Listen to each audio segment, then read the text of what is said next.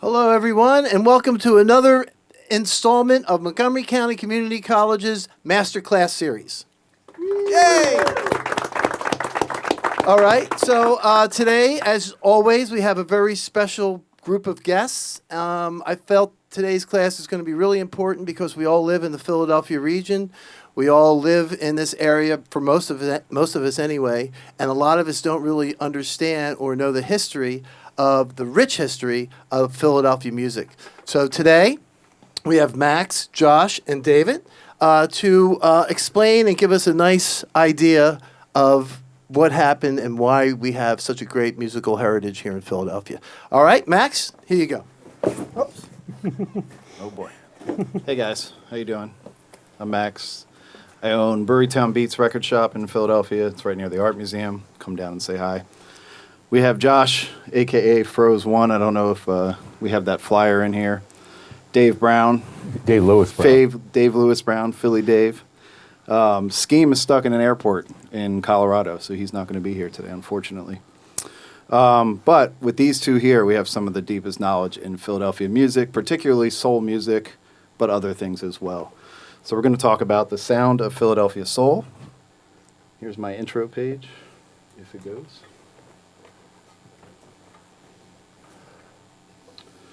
All right, first off, we're going to start this in 1965, and this was with Barbara Mason's Yes, I'm Ready. It's the first national crossover hit coming out of Philadelphia.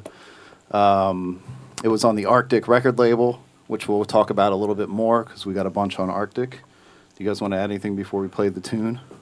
Anyone know who Barbara Mason is? Does that name sound familiar to anybody? Yeah? I guess we'll start with just playing the track, right? Sure. And then we'll talk a bit about her and why this record is important. The PDF up here doesn't play, but you can look at that lovely picture of her while you imagine what it sounds like.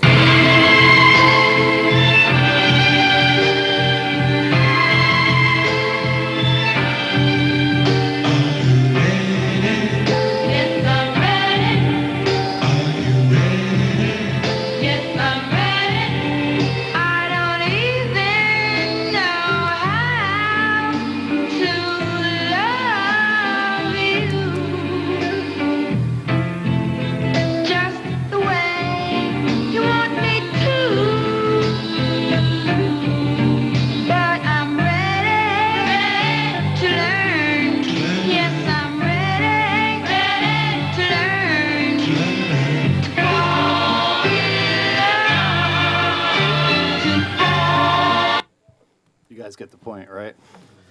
All right, so does that remind anybody of anything? What does that sound like? Was there another record label at the time doing similar stuff?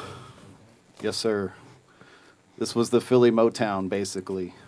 It's never really been documented as that, but I guess we're documenting it as that. Do either of you guys want to talk about the history of Arctic?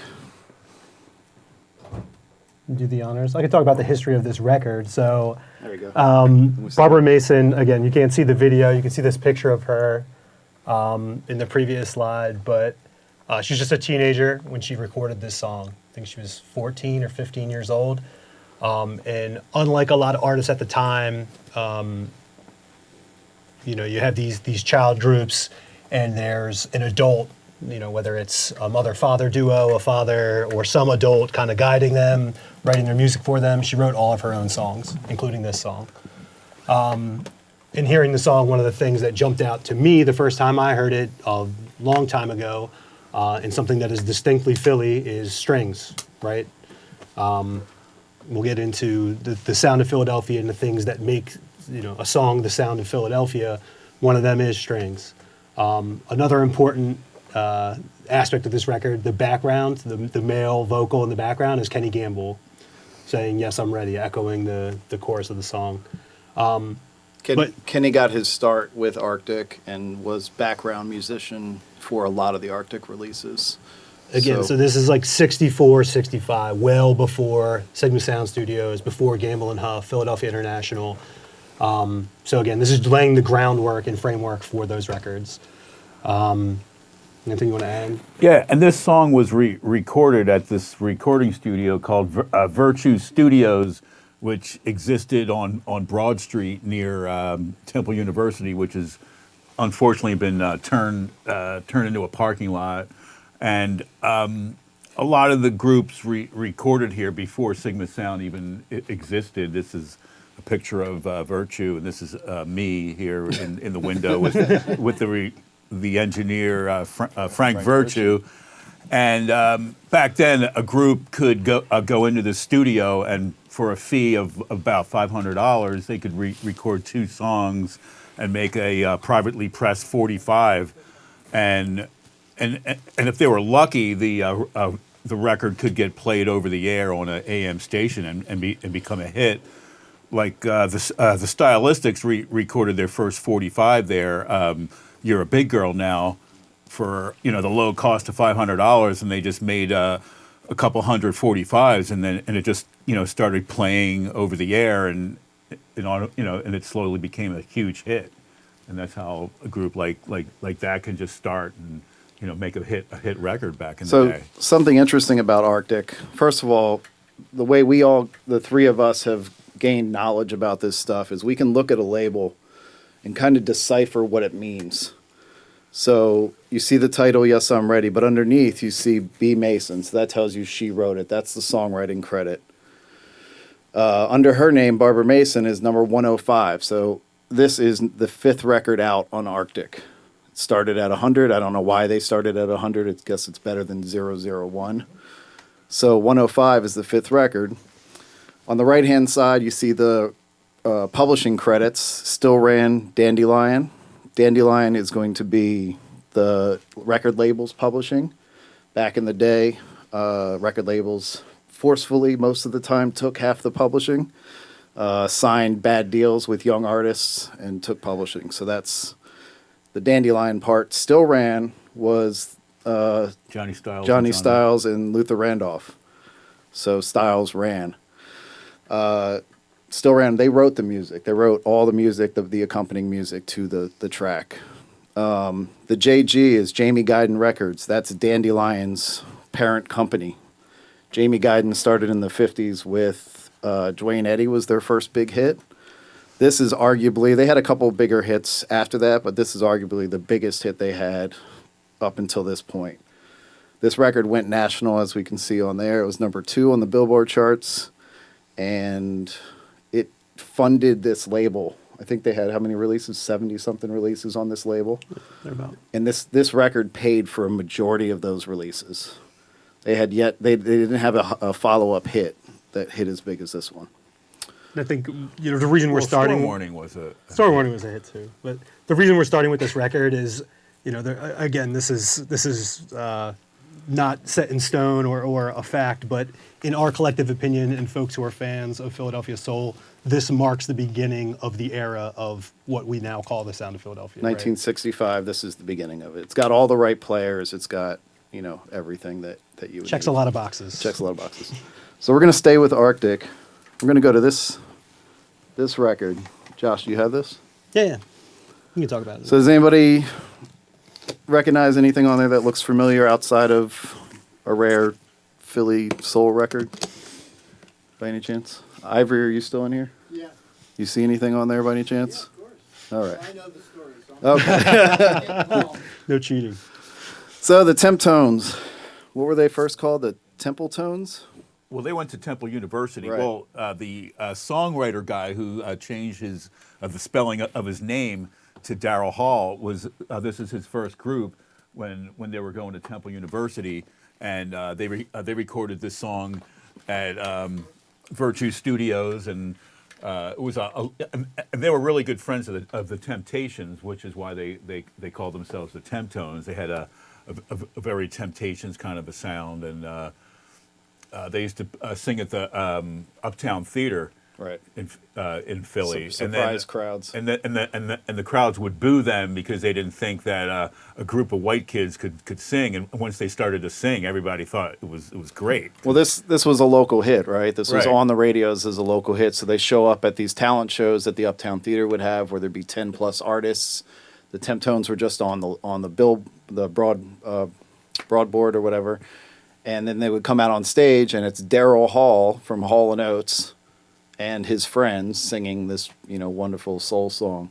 And it surprised everybody, and all the crowds booed them off the stage until they heard the hit song, and then they were allowed to stay and sing it. So Didn't they win one of the competitions? came in second place.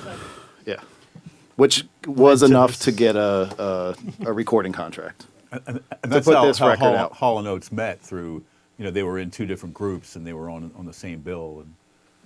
And John Oates was in a group called the Masters, and they had one record out, which didn't really do much. So You guys want to hear? let's hear it. Let's hear what the Temptons Sure. sounded like. So this is the ballad side. Goodbye. Yeah, John Hall on lead vocals.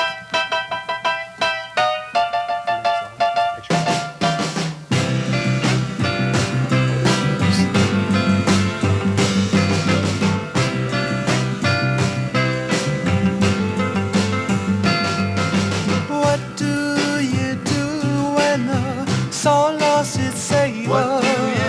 What do you do when your gum lost its flavor? What do you do when the well runs dry? You pack up and you say goodbye, and that's exactly what I'm gonna do to you. So goodbye, baby. Well, goodbye, baby. Nothing I can do about it but say goodbye, yeah. Hate to see with you.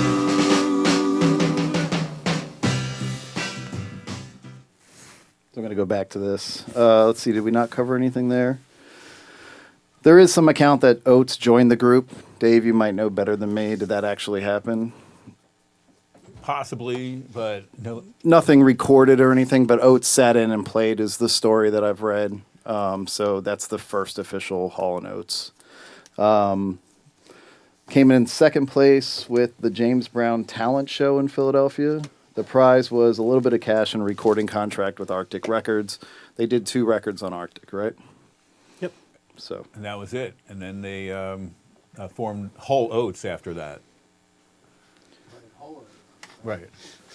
contracts were signed as individuals. Gamble and Huff produced all that stuff early on. So Jimmy Bishop as well. Jimmy Bishop. So Arctic had in everything that Jamie Guyton did, which is the parent company here.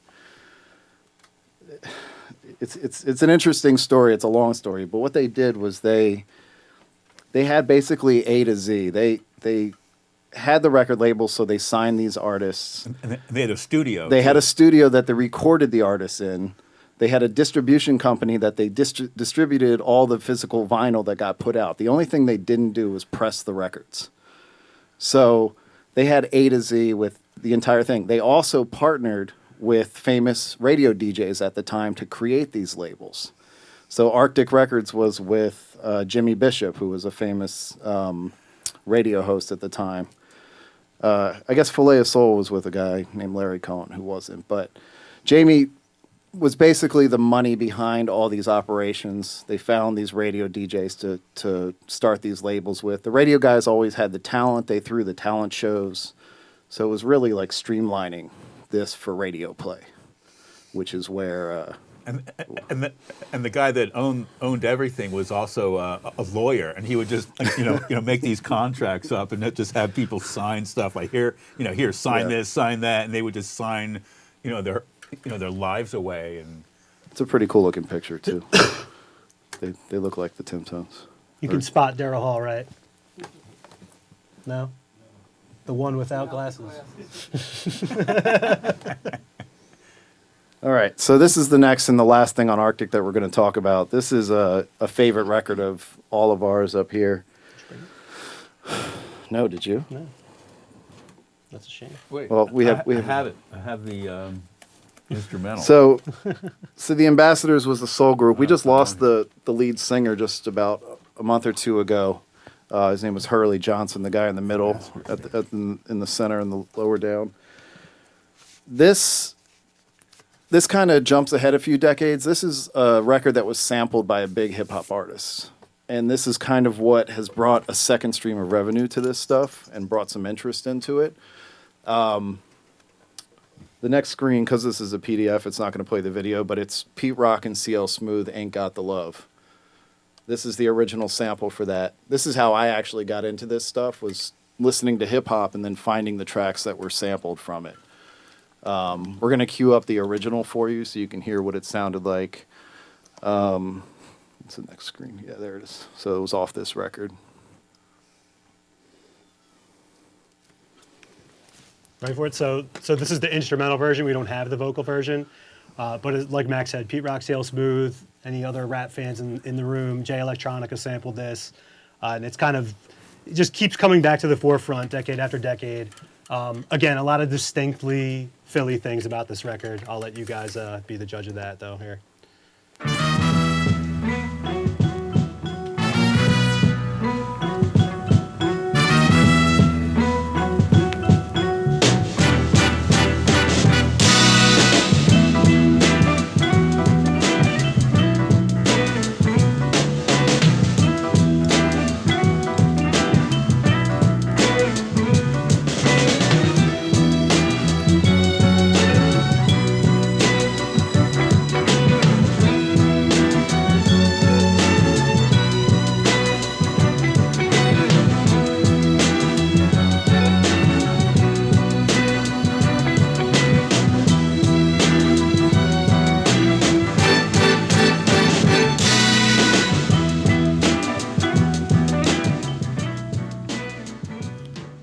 So it's pretty dope. There's some cool things that, I mean, on this was the background band from Philly, right? Like the Wrecking Crew of Philly. Yeah, The all of the MFSB guys The MFSB, right? all played on this. Like Bobby Eli on guitar, Sam Reed on the horns. Earl Young drums. Yeah, Vince Montana It's basically a with who's who of who would go on to record at Sigma Sound under Gamble and Huff, 10 years prior, let's say. And this, it was, again, streamlined. This was like the Wrecking Crew. They had their guys they called. And, Earl Young's drum fills in that you can hear on almost every early Philly record. Yeah, it's It, like this it sounds the sound. same the entire time. He's Ba, still ba, ba, ba. Every Yeah, right. single he's still record. playing. He's still playing that way. Everybody on that record was set up, and they just did that day after day. These were backing tracks. The reason that's an instrumental was because these are backing tracks that were put out. They would bring singers in. I equate it to like the Jamaican style of doing stuff where you make a rhythm track, and then the Jamaican artists come in and just freestyle basically over it. They would have these songs written. They would bring the musicians in. They would do days of backing tracks, and then they would bring the singers in and just sing on top of it. So a lot of the times, the musicians didn't even know what was going on it or when it would come out. They would just wait for a record, and if it was a radio hit, they would hear it. So And at the time, I don't think that this was like a massive hit, right? No. Like no one really cared about this record. We didn't listen to the lyrics, but the name of the tune is "Ain't Got the Love of One Girl in My Mind." And it's basically a song about running around on women, and it was written by Barbara Mason, who was the teenager that we talked about early on. Yes, I'm Ready. Again, for a teenage girl to write a song like that in the late '60s, probably wasn't received well on the radio. I like to think that's why it didn't really jump off as far as being a hit. It was a local hit. a local hit, yeah. So this was another video. I forgot how many videos were in this.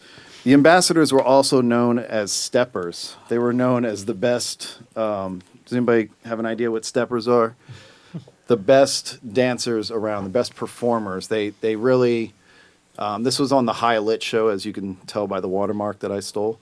The High Lit show was a local TV show that put out a lot of local artists. They featured a lot of local artists. And so I definitely suggest going home and kind of watching some High Lit early stuff. They can really dance. And they spent a lot of their time dancing. Like, they were showmen for sure. But afterwards, we can fire it up on the laptop. Yeah, we Right? can Like- watch it here after. All right, so now we're going to move on to part 2. So that was, that's the basis of the Philly sound. That's in the early to mid 60s. That's what was coming out of Philadelphia. Part of that was you had these theaters. This looks familiar. So the Uptown Theater. You guys want to speak on the importance of the Uptown? Well, yeah, the Uptown Theater. For back in the day, for like the low cost of $3 or $4, you could see all these bands, like, and you could just stay there the whole day, and see They would these- have matinees. They'd Yeah. have kids shows in the afternoon for 50 cents. I mean, this marquee alone is not packed with Philly artists at all. It's all Well- Detroit, Motown artists. But the point is, like, this is like an all-star lineup. What is it, Broad and Susquehanna? Yep. Post up all day and see all these great acts. Supremes, Martha and Vandellas, Marvin Gaye. Bill Murray was Contours. even there. Yeah, from Saturday Night Live. He was a singer, right? So on a little side note, this is the only older of this era picture of the Uptown that I could find.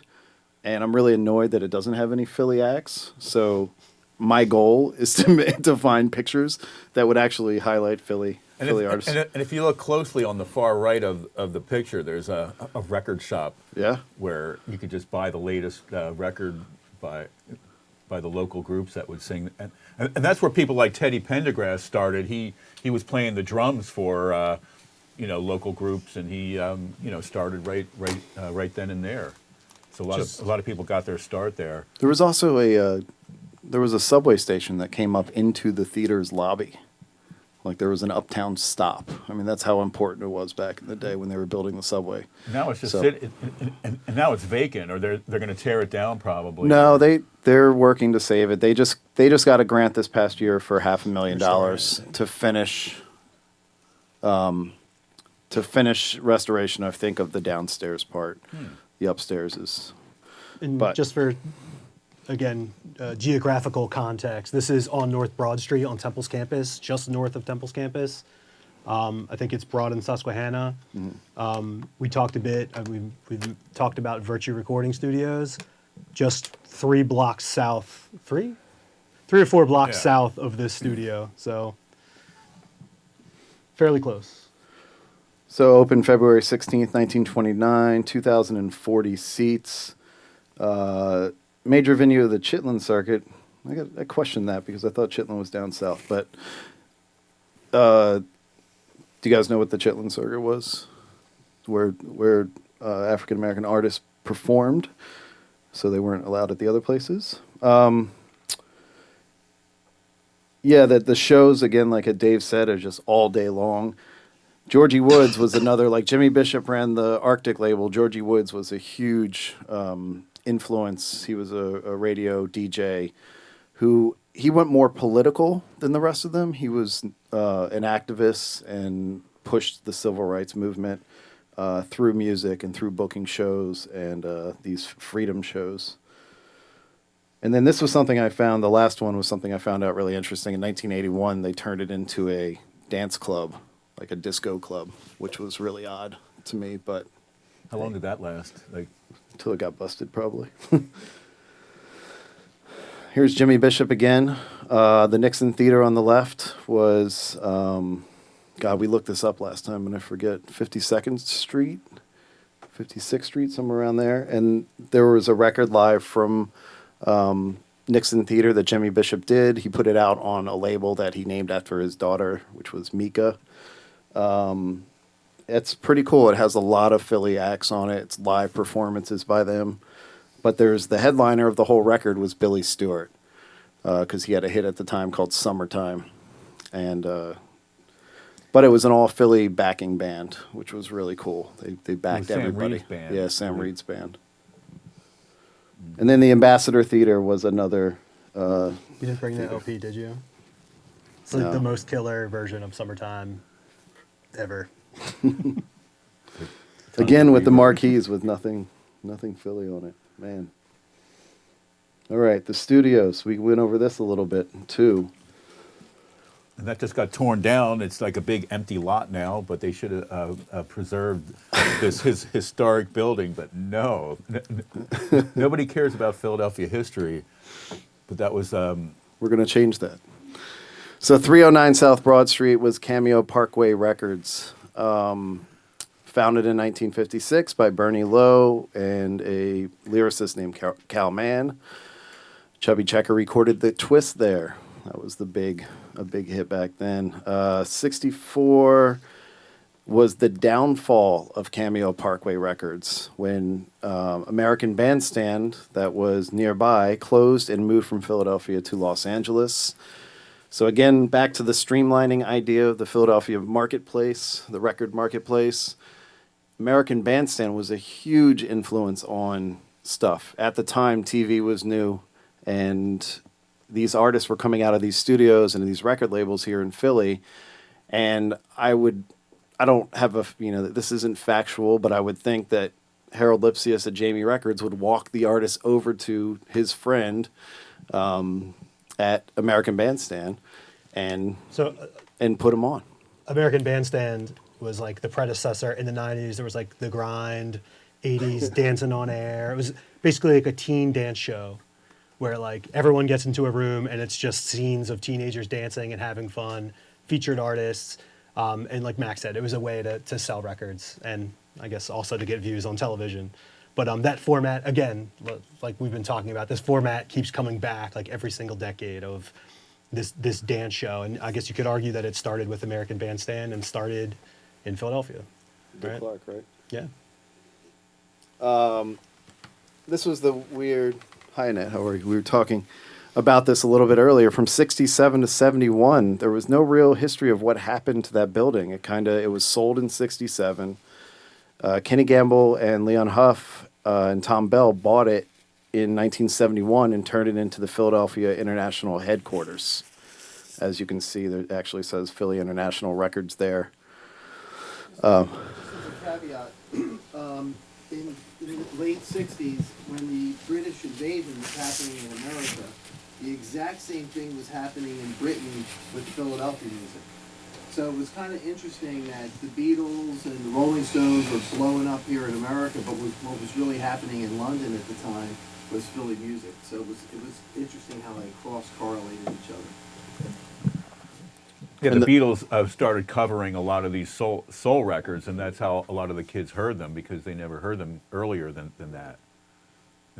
And the Stones. Philadelphia, Philly International, Philadelphia music, and especially recorded from Sigma Sound at that time, it was huge in London when here we weren't even giving it Right. a time. Yeah, there's Regional hits, but it wasn't national like it was in England. Yeah, part of that Sigma documentary they talk about, I think Joe Tarsha went to London and he saw that all this music was being played over there and it wasn't even being paid attention to here in the States. And that's when he knew he was on to something. He had to go to London to find that out. What else was I going to say about this? Oh, the thing that I found interesting about this was Philly International bought this in 1971, just when they were kind of getting started. But they didn't record here. This was a recording studio. This was Cameo Parkway. They were going to the newly founded Sigma Studios with Joe Tarsha, and Joe Tarsha was the head engineer from Cameo Parkway. So Joe Tarsha worked in this building with Cameo Parkway until 1967. He took a little hiatus. He founded Sigma Sound Studios. He started doing all this innovative and creative work at Sigma Sound. Kenny Gamble, Leon Huff bought this building, turned it into the headquarters, which were just writing offices and their main headquarters, but they still recorded everything with Joe Tarsha over at Sigma Sound. So that was an interesting little thing. Oh, here's some ads. The arrow represents when American Bandstand moved to Los Angeles and basically took the whole scene away from Philadelphia to California. There's the Sigma Sound I talk of. This is members of MFSB, which included a lot of orchestra members, because Philadelphia sound, as we know it now, was very orchestrated, lush arrangements in the background, and these are the guys that played it. That's on the corner of 12th and Spring. Not if you read the historical marker, because it's at an empty parking lot across the street for some reason. And they're trying to turn this into condos now, but you know, we're trying to stop it from happening. It should be a museum. It should be a museum. Max is working on that. Detroit has the Motown Museum. Memphis has the Stax Museum. We have no museum. We have no museum And there's to no- represent Philadelphia history of music And whatsoever. there's no tour either. There should be some kind of tour bus that would kind of you know, drive you around to these places. And What's up, Dave? There's actually several groups that are trying right now to help with developing a museum in Philadelphia, and it's a lot of efforts like what you guys are doing. There's another organization, the Music Industry Task Force, that's involved. It's trying to make recommendations for a museum. So it's time, and it's time because so many of us are talking about it. We've been in this business for a long time. Yeah. So hopefully, and the more education that goes around with people understanding what a rich history we have, the better it's going to be. What it's overlooked to this point. I mean, the stuff that came out of Philadelphia really mattered at the time. I mean, that's the three of us here. We're record guys. That's what we do. We collect records. But the history behind these records and why they happened and what they meant, you know, back then and even today with sampling and all the stuff that's going on, like, it's really important to us and hopefully to other people. And that's why we're doing this thing. David Ivory as well started the Music Task Force. You know, it was his idea to start this, and that's, you know, I don't know if there's been any advancements since I last talked to We you. have a hearing. I just got a text March 13th, and we could use a lot of people's support to show up at City Council because we're going to be pitching the idea. Right. And that's just showing support for them because their idea, I mean, he has a whole thing written out. It's amazing. You should try to get as much info on that as you can and show up and support, because the council that's going to be hearing it is going to see that, you know, 2 people showed up or 100 people showed up to support, you know, this idea. So, did we not go over any of this? Oh, the first studio in the United States to offer 24-track recording. That's pretty important.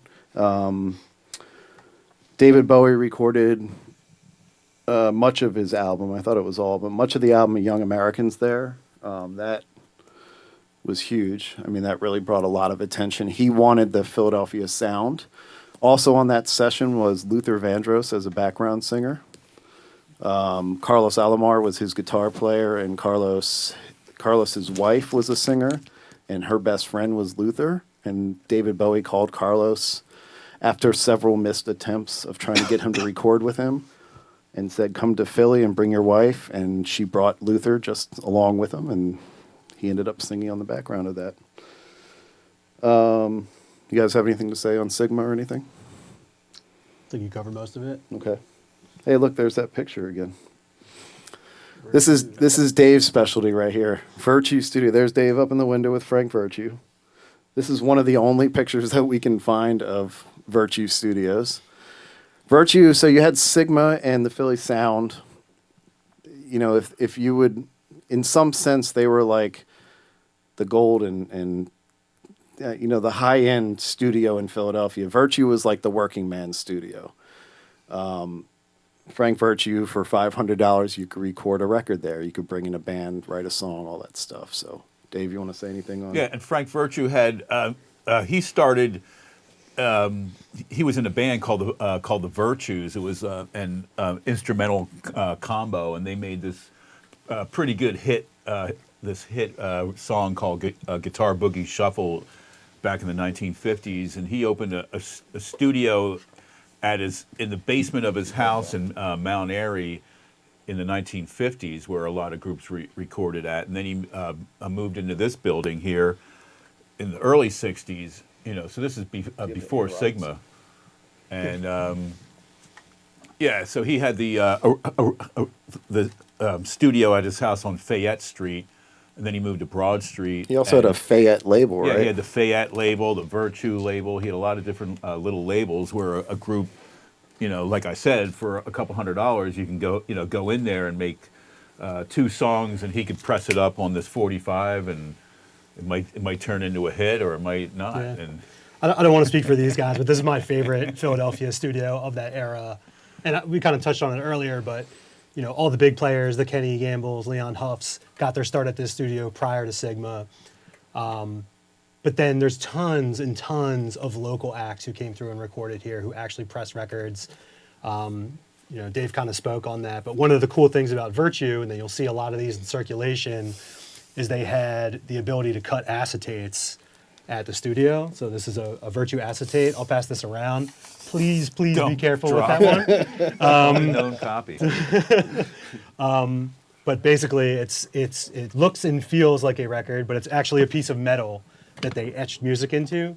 It has a limited number of plays. I think after you play it a handful of times, the audio degrades pretty significantly.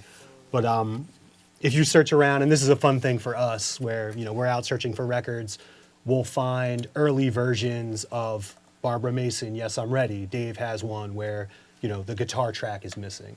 It's something that the artist and the musicians took home to listen to analyze. No Pro Tools, no hitting the space bar with instant feedback. This is what you would take home and decide what you want to change or what sounds good. So Right. A lot of times it was alternate mixes, or the background vocals weren't cut yet, or these were things like that would be taken directly to the radio station to be thrown on to see if they get a reaction from the crowd, and then they would finish it up and press it up. But This yeah. is a Virtue record that's pretty cool, that we find pretty cool. Josh has a copy of this that he's going to play. You guys might know this from a sample. I think it was a 90s thing. Yeah, it was a Fatboy Slim sample. Folks might recognize it. Let's see. One more time.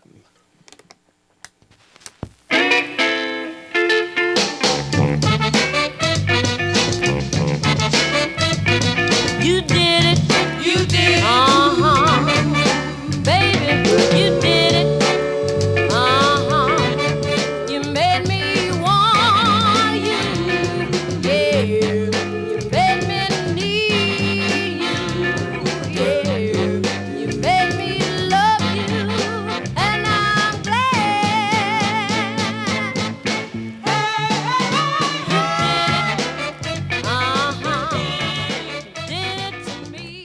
So you can see on the label, there's a lot less information than was on the Arctic stuff.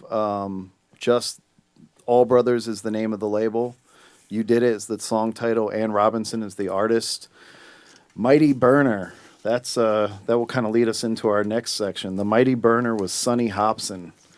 Sonny Hobson was another radio personality in Philadelphia that did several records. Mary Hill underneath it, that is Frank Virtue's publishing company. Josh Lee is, if you look over on the right-hand side, you see Virtue Styles Production. That was Johnny Styles. Josh Lee was Johnny Styles, so that's the Styles on the right-hand side. Styles was a very prolific songwriter in Philadelphia music. I had a chance to become pretty good friends with him before he passed, and he just was an amazing dude. I spent the last year of his life, he was like researching records that he had written because he forgot he wrote so much stuff, trying to get together his publishing to sell it to Jamie Guyton. And then the numbers on the far Yeah. far right is when the song was recorded. So this is something that's very little is known about this, but because Dave was friends with Frank Virtue actually told him Me that the numbers on the right are the date of that recording. So that was June 10th, 1969. And that doesn't happen a lot. That's not something that's normal. But I think it's really cool because a lot of times we find these things, we have no idea when it was recorded, what years. We can kind of guess to the best of our knowledge, but I think it's pretty awesome that he marked it like that. Hundreds. No, the acetate? Oh, this one, particular one? 5, That's maybe? one of a kind. They're all one of a kind. they might have made 5 of them. They might cut survived. 5 to give out to like the producers in the band, and there's Yeah. one known copy. All right, now we're off to Sonny Hobson. This is, I think, the last section we're going to do. The Sonny Hobson, the DJ section, the Philadelphia DJs and their importance. Dave is friends with Sonny Hobson. Sonny is still alive. Dave's been working with him to kind of digitize a lot of the older photos that Sonny had. Dave made a really good, cool compilation CD of sound bites of Sonny Hobson on WHAT. What have you learned from Sonny, Dave? Well, Sonny, he was a WHAT AM radio DJ back in the 60s and early 70s, and he was very important in playing a lot of these records, and he owned a couple record labels, and so he could play his own productions, and he also managed groups like the Eminons and Herb Ward and Charles Erlin, and he was very into jazz too. So he did a lot for the Philadelphia groups, and he would play stuff on his show, and he's actually still around. And we did a CD of one of his radio shows, which is still available. On Funkadelphia right, Records. on the Funkadelphia label, and So a lot of these names, like down at the bottom, the Herb Ward and Eminons, Ann Robinson, is that You Did It. She got famous, Ann Robinson got famous because of that sample. Like, she was a nobody, forever until Fatboy Slim sampled that. And a lot of these names just aren't very well known, and that's kind of one reason we like to do this stuff, is kind of give a nod to these guys. Charles Erlin had a few records. He produced some things, so he was more well known, but he was pretty much jazz on the jazz scene. This is just in here because this is actually the instrumental of that Ann Robinson You Did It.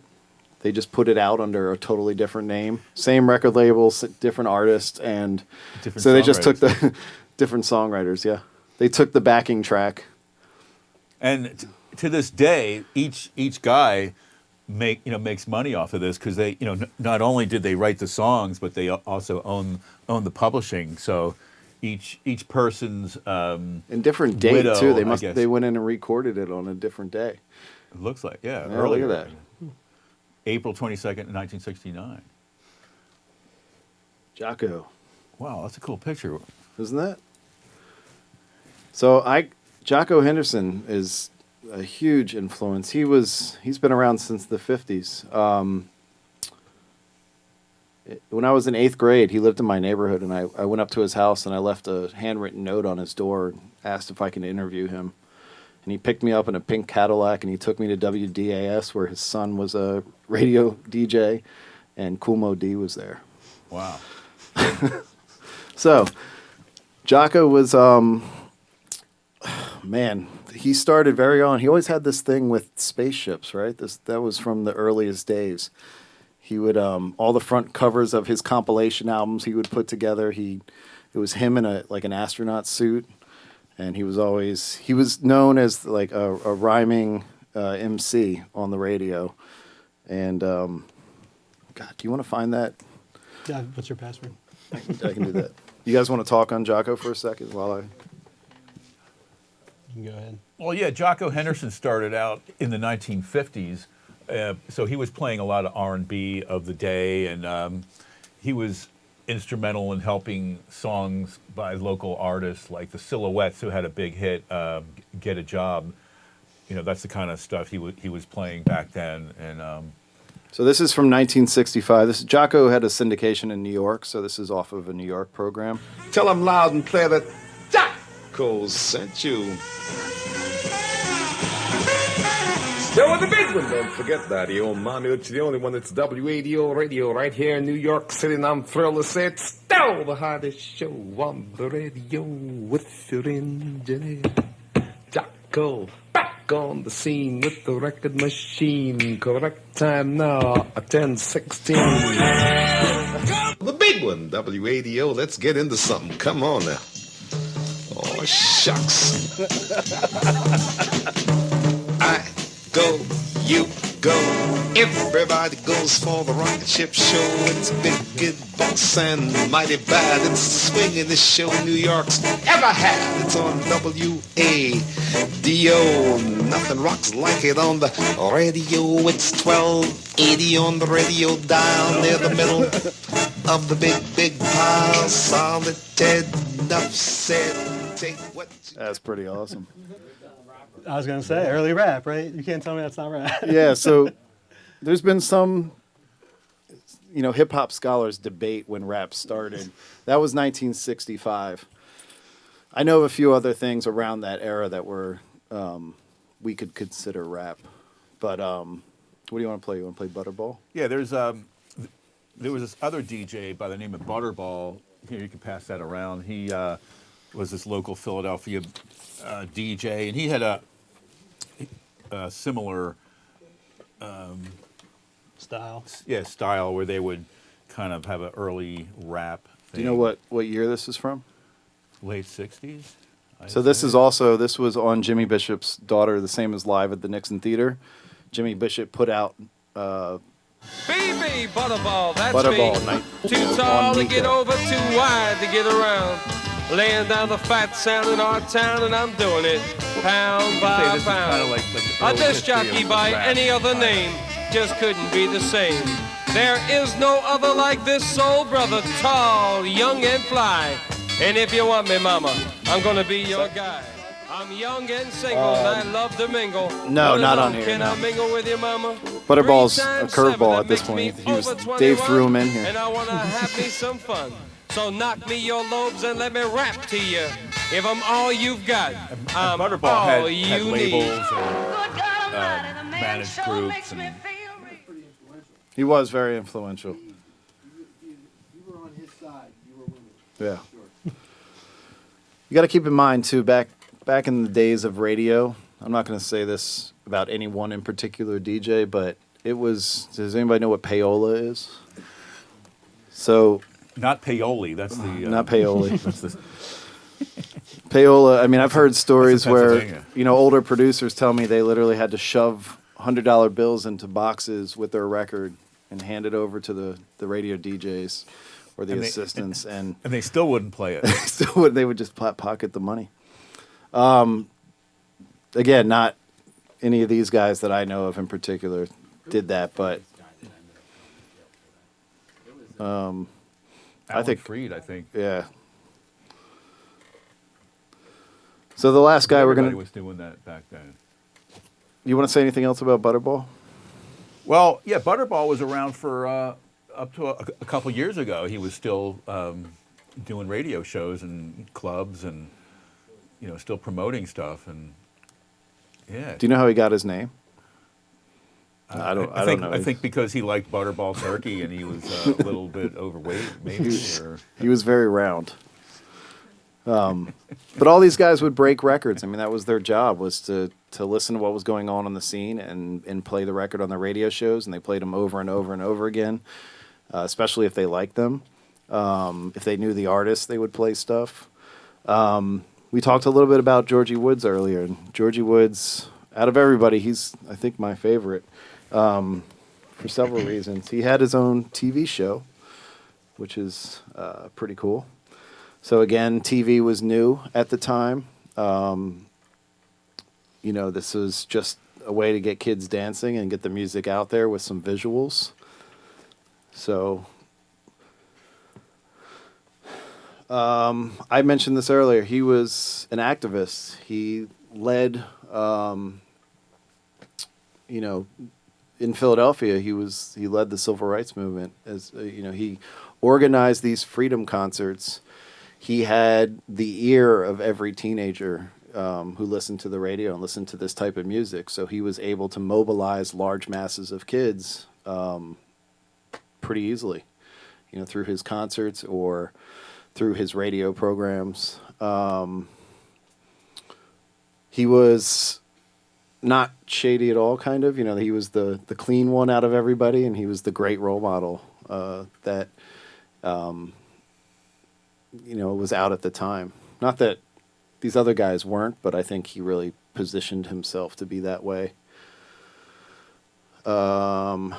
And then the top R&B and soul artists wanted to come to Philadelphia and be on Georgie Woods' shows at the Uptown and Nixon and all that stuff because he worked with Dick Clark and American Bandstand. So they thought that they had an in to the national television market by going with Georgie Woods.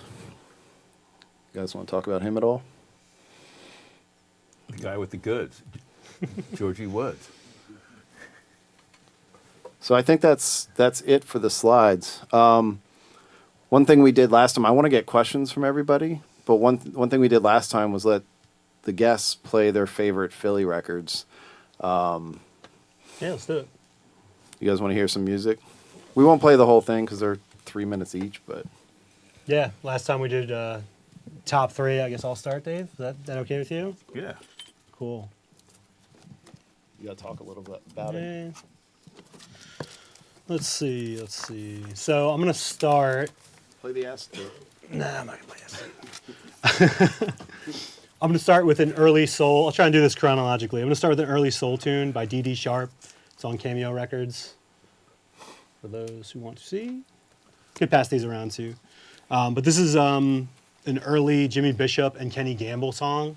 This was also covered by the Ambassadors. It's called "I Really Love You." Beautiful ballad. Super. The bass is mixed super loud. I'll let you guys hear it.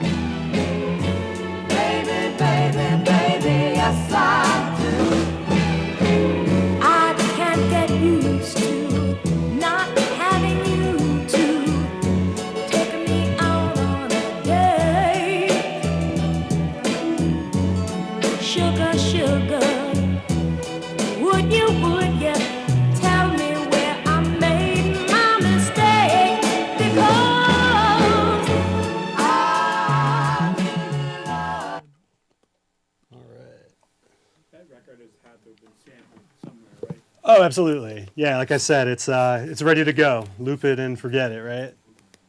What song was that again? It's called "I Really Love You," D.D. Sharp. There's also a version by the Ambassadors that is equally as good. Check that out too. Show them. Yeah, sure. Pass it around. Just don't drop any of them. But some of these are worth some money. So I think that's like 64, 65. The next tune is Tony Alvan and the Bel Airs, "Sexy Coffee Pot." It's an instrumental. Amongst collectors of funk music of the era, of the 60s, early 70s, this is regarded as a classic. It's as much as a Philly classic as like a genre-defining classic, in my opinion. Again, sampled multiple times over, but a good tune in and of itself. Who wrote this? Styles. Yep. Johnny Styles again. Never got paid off of this either.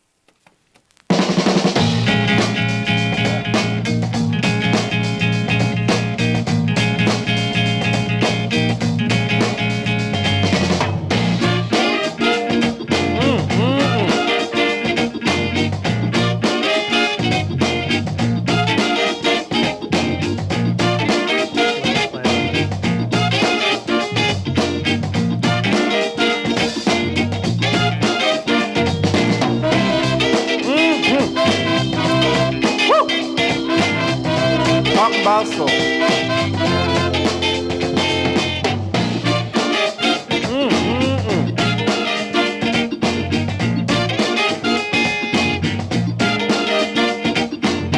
Don't feel good.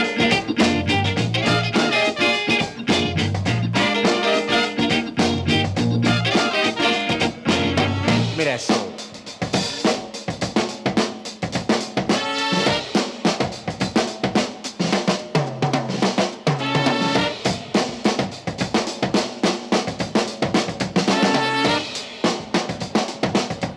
One more time.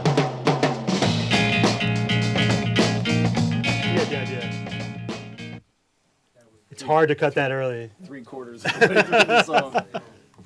You guys know that when you look at records, you can actually see the drum breaks. You can visually see the drum breaks in records. Because all the other instrumentation drops out, and it's just drums riding. It's a break. It doesn't have to be drums, but you can visually see it. So when we're hunting for records, and we're not necessarily break heads like that, but when we're hunting for records, and you can see like You can see the You grooves. can see the grooves, and you're like, oh. Oh, shit, something might happen. Oh, sure. All right, next tune is from 1977. Classic from Teddy Pendergrass. You Can't Hide Your Love. This lady knows what I'm talking about over here. Now, this is I forget where this pressing is from. This is a European pressing. This never came out on 45 in the U.S., but a friend of mine in Portugal hooked me up with a copy. This is the MFSB guys, the Sigma Sound guys, the session guys at their finest. So again, much different than the previous tunes I just played. Huge, huge sound. Check it out.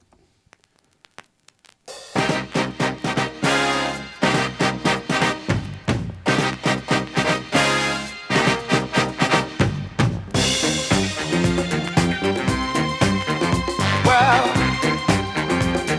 I just got to tell you that you can't hide from yourself.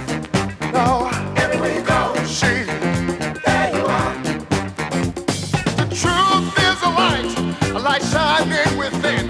When you look in the mirror, do you see a foe or a friend? Can't lie all you wanna, but one day you're gonna break down and let it all out. See that you can't hide from yourself. No, everywhere you go, see, there you are. I just got to say that you can't hide from yourself. Well, everywhere you go, see, there you are. Make peace with yourself before you can love another. All right. You want to do another one? Yeah, that's.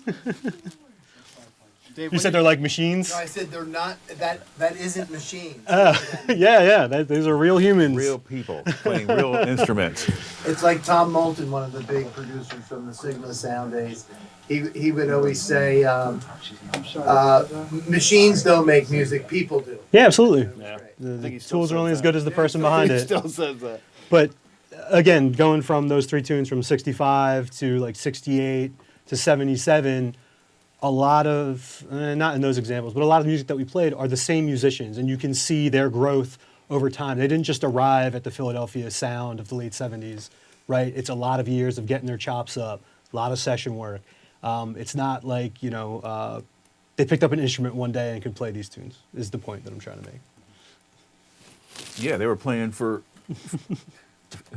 years and years. Anyway, here's one of my favorite tunes by the early Delphonics, and this was co-written and produced by Tommy Bell, a very important Philadelphia producer, and he was very into Burt Bacharach, and you can hear this Bacharach influence on this tune, and this has all the a lot of good orchestration. You could hear French horns. Everything about Tommy Bell's music was completely written. So if you were like some sessions were not written, and it would be more of a vibe thing. But Tommy Bell's, even down to where the hi-hat played, was written on paper. Wow. And A little bit. The radio voice. I was on WKDU. He's got the face for radio. Okay, here it is. The Delphonics. That's his radio name. Slow burner. No, that's not it. You playing All right, here is the playing some? Delphonics. And here's the famous timpani.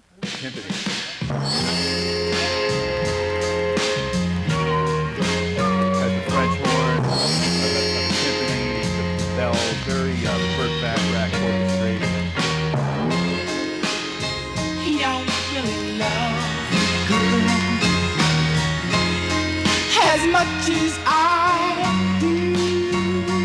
Oh, he's only gonna try his best to make a fool of you, because he don't really love you like I do. He don't really love you like I do. Like I do. Example, like a full orchestra with timpani and French horns. producers and arrangers at and Sigma sound. Yep. And writers. He One wrote of- a lot with Linda One of Creed. the mighty three, Yep. which was Leon Huff, Kenny Gamble, and Tommy Bell. And Tommy Bell said, what did he say? He said, you only write songs about 4 things. What you smelt, what you dealt, and what you felt. Those 3 things. That's what he said. That's what you write songs about. Pretty funny. What's this one, Dave? And this is an example of a group that would just go in the Virtue Studios for the low cost of $500. So it's more of a low budget soul sound, but this is a group called the Creations, and they were sort of like a budget stylistics group where they never had any hits, but they had a lot of local records. So and they got a a string section and everything, and kind of it sounds pretty pretty good.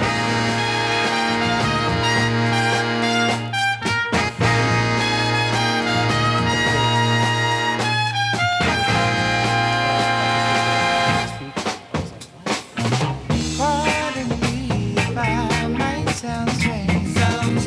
Since you left this place, my whole life has changed. Every day I dream of holding you tight.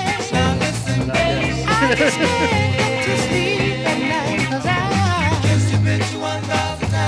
think I'm going out of my mind.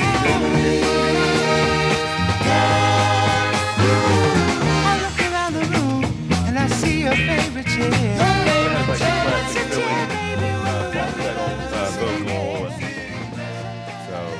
And the last tune I'm going to play is an instrumental. It was by this group called the Destinations, and it's on this, and it has all the MFSB guys on it, and you could hear this is a very typical Philadelphia sound. Dave put this record out too, by the way. That's why. I actually manufactured 1,000 copies of these, and I did the liner notes. So if anybody wants to get it, it's on eBay.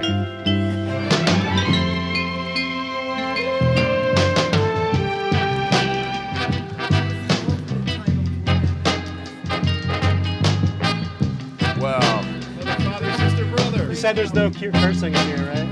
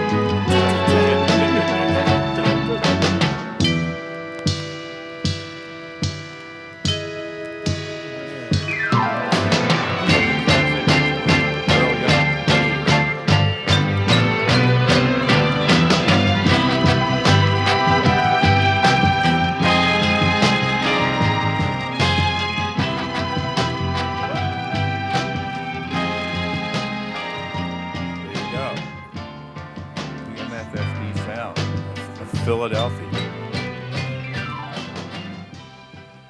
Can I play 2 records real quick? Yep. And then we'll. And then we'll do some Q&A and.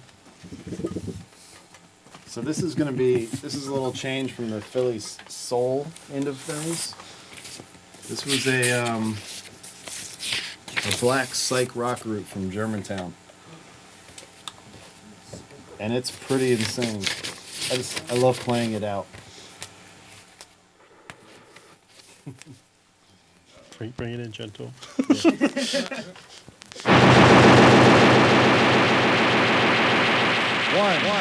9, 8, 4.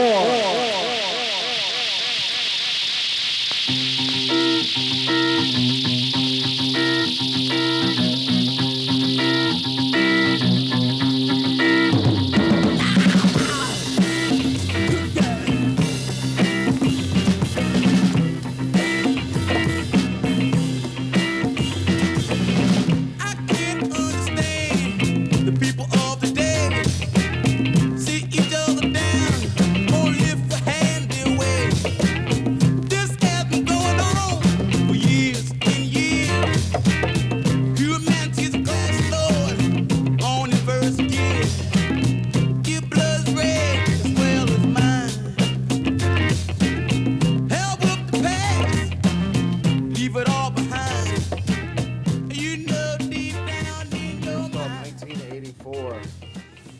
There Was a Wrinkle in Time is what the song's called.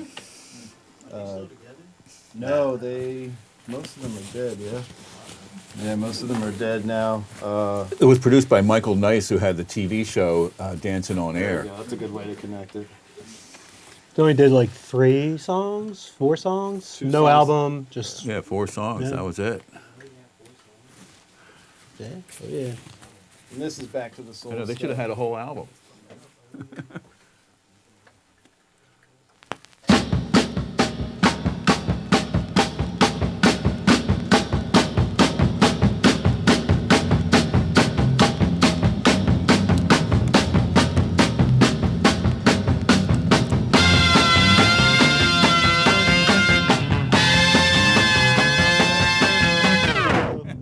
Off center. Everybody talking about the new dance. I got the that I wanna do for you. Start with the dance now, baby. Cause the boogaloo. Now everybody's grooving, baby. It's gonna move you too. And There was a big thing back in the day that it was all dances. You know, the horse was a dance, and do the twist. I guess started it maybe. I don't know, but this was called what was this? The soul Dance number 3. soul dance number 3. So there must have been 1 and 2 beforehand. All right. Does anybody have any questions about this? All right, first let's give a big hand of applause for all these guys coming out here today. Thanks for having us. Very awesome, the education and understanding the history of Philadelphia. I hope you learned something, right? It's crazy what's happening right here in the city and how rich our musical heritage is. Any questions for these guys right off the bat? Go ahead. So you were mentioning some of the iconic Philly sounds, like the orchestration and such. Like, could you list some more? And also, are they still kind of present in Philly's music today? That's a good question. I don't know. Like a lot of the guys that played on these records are no longer with us, or Sick. They're sick. They've had strokes. They weren't in really good health. So I would say no at this point. And there's really not a lot of studios where that kind of music's being played anymore. And sorry, go ahead. I would say the 2 big ones, like you said, strings, and then as far as vocals are concerned, falsetto, right? So if you listen to a lot of like ballads, vocal groups, the falsetto is usually synonymous with the Philly sound. And as far as people who are making music that has the Philly sound, I mean, its influences are, widespread throughout the globe. They might not be made in Philadelphia, but I think that's more of a bigger trend that you see over the years with things like the internet and the ability to share music, where you lose these regional sounds, right? Where like we could listen to these records all day and say, this sounds like a Philadelphia record. I think that's kind of lost nowadays. I'm not saying that's a bad thing. I'm just saying it's what it is, where you could do the same thing with a Chicago record of that era. You could listen to it and say, oh, that record's from Chicago. And that's kind of, why we do what we do is to draw those connections and make that diagram. One of the reasonings for that, specifically in the beginning, is the gear wasn't like the gear we have today. Like you guys kind of work on the same laptops, you work on the same Ableton or what have you, right? Back then, Motown had like a 4-track recorder with a 2-track that they bounced to. Cameo Parkway had a 4-track. Stax had it as like a 6-track, So, and they had different kinds of gear, so it would create different sounds. Even like with Stax, they went into a theater and used the bathroom as a reverb chamber. Well, no one else had that bathroom as a reverb chamber, so all those reverbs started sounding like Stax records, So that's really what happened. But as the equipment started becoming more commonplace, then that's when it kind of went away from the regional sounds like the studios. Oh, I wanted to record at Muscle Shoals because I want that Muscle Shoals sound. As that all got the same, then all of a sudden it went more to the engineer and the producer sound as opposed to the studio sound. And that's kind of how it evolved out of that regional base, like what they're talking about. Also, sampling has kind of kept the music alive. Right. I was just looking up on who sampled. So Fantagram just did a big sample of Barbara Mason's "Yes, I'm Ready." So that also puts money in the pocket of the artist, which is really cool too. So, And then a lot of these Netflix TV shows are using a lot of these songs because it's so expensive for. Like if you tried to to record this music now, it would cost a ton of money. You would have to hire an orchestra, and that's why like these films and Netflix shows want these old songs because it's already done. It's already finished. One of the interesting things about the strings, like you're talking about the strings, well, Sigma made a deal with the union because what happens is when you're a legit unionized classical musician, you're in the union, right? So when you play a track, you get paid to play that track. Well, if you go, you know how we talk about doubling guitars or doubling the vocals? Well, if you say, I want to double the strings, guess what? Now you're paying 15 people one more time. So that wouldn't really happen. So what they did was they made a deal with the union to make a lesser cost for the double, and that's how they got those bigger sounds, because as they tracked the one track that was on tape, they would then take that track, and as they were going to another track, blend the first track with the double, and now you had this huge sound. Motown couldn't do that because they didn't have that same kind of deal with the union. It was very interesting. So little stories like that. The same musicians playing twice over each other. Correct. Okay. Correct, because that makes a fuller, thicker sound. But, by having that deal, they were able to double tracks. Exactly, exactly. You're right. That's true. More questions? So as you're growing up getting into music, how does this come on your radar? Just personally, each of you. Oh, well, me for instance, I just started listening to local AM radio when I was a kid, like this little battery-operated, a 9-volt battery, transistor. Dave is one of my favorite stories. Man, this guy, he was a drummer in a punk band in the 70s, 60s, 70s, 70s, 80s. Late 70s, early 80s. Late 70s, early 80s. He was in Boston. He was a drummer in this big punk band that made a lot of records. And they didn't even they didn't even know anything about a lot of this. So stuff. he comes back to Philly and starts deep diving into Philadelphia music, particularly soul music.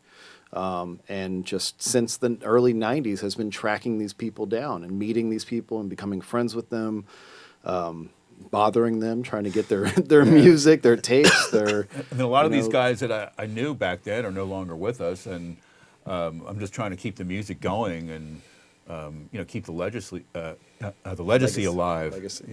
Legacy or whatever. Registry. So that's why it's good to have younger people know about it to keep it going, because pretty soon no one's going to know about it if it keeps just getting thrown out and destroyed. So. How did you get started? Yeah, my story's a little different. I grew up in the 90s, so my intro and foray into soul music kind of backed into it through the lens of hip hop, right? So growing up just listening to music at the time, always liked the music, the backing tracks more than everything. Started tracking samples, discovered pretty quickly that, hey, this original music is just as good, if not even better, than the hip hop I'm listening to. So,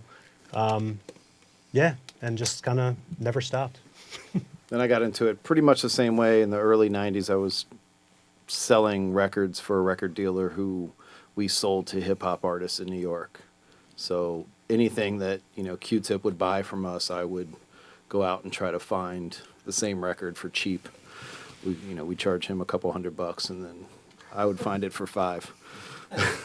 So, but that's how I got into it. And then I opened a record store about 5 years ago, and just over 3 years ago, started collecting Philadelphia music exclusively. I'll fill in gaps of other collections, but it's anything that comes in the store that's Philly, I take. So, All right. So once again, thank you, everybody. Oh, do you have one more last question? Here we go. So what can we do, like, as the generation coming up that's making the productions and doing this resurge or bring Philadelphia's sound back? Like, I feel like Philadelphia's sound is very, very pivotal, and I think a lot of people are kind of leeching off of it. So how do we, as a generation that's coming up, to be the front runners, how do we continue the legacy that is kind of being left behind? Sure. I mean, the first thing that comes to mind is to just listen to as much music as you can from this area.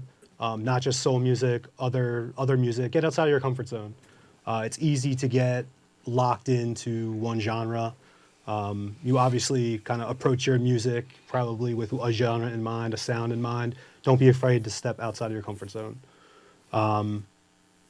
That's really the first thing that comes to mind. I think knowledge, just doing as much research as possible. I mean, it's guys like us that are like filling out the Discogs pages and, you know, finding these obscure artists and trying to link connections and who played on what and which, you know, trying to track down the artists. So I wouldn't say you have to go that far, but, you know, just hit the late night searches hard. You know, YouTube is a good resource for that. David, you like to add anything? Well, I would just say, whenever you get the chance, just try to read up on. There's a lot of books and information about Philadelphia artists, and I just support it and, you know, listen to it and make your own. And I would Make add your own too music. that a masterclass like this, now you see you hear it, right? Now it would be really good to go back and research some more about this music and then try to bring those flavors into your own music. Like he just said, there's a sample pack of Mary Wells. Well, I mean, you can use that, you know?